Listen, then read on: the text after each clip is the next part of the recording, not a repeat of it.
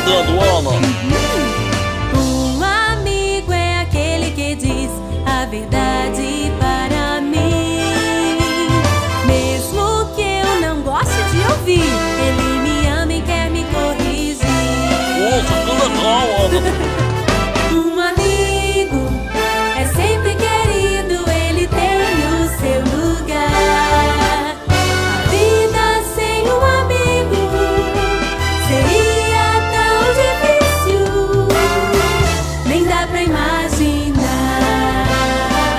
Ah, não dá pra imaginar. A-M-G-O, A-M-G-O, amigo, amigo, A-M-G-O. E tem mais, hein? Um amigo é aquele que sabe perdoar.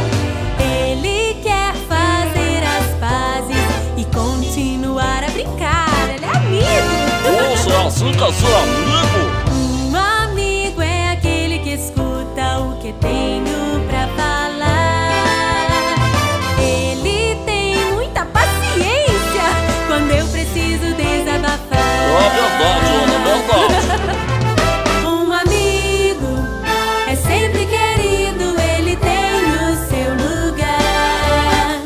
A vida sem um amigo seria tão difícil, nem dá pra imaginar. Nós precisamos mesmo de amigo.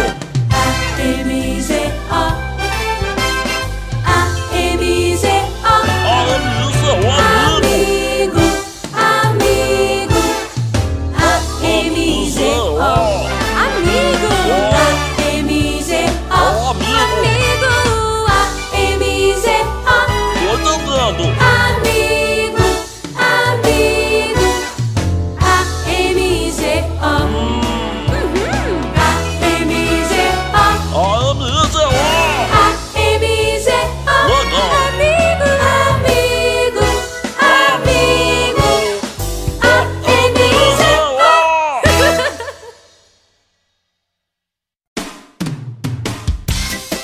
Ei, é você mesmo. Se tem algo que você não deve esquecer, é que você é muito especial, principalmente aos olhos do nosso Pai. Você é especial, não existe outro igual. Deus criou você assim, diferente de mim. Você é especial, não existe outro igual. Deus criou você assim, diferente de mim. O seu cabelo, a cor de sua pele e o tamanho do pé. Altura, peso, medidas, braço, perna e barriga, bem assim como é. O seu cabelo, a cor de sua pele, o tamanho do pé. Altura, peso, medidas, braço, perna e barriga, bem assim como é. Você foi criado, foi separado pra servir a Deus do jeito que você é, insubstituível. Você é incrível, só precisa ter fé. Por isso um apelido não será ouvido se ele for uma gozação, mas será atendido se for um carinho do seu coração.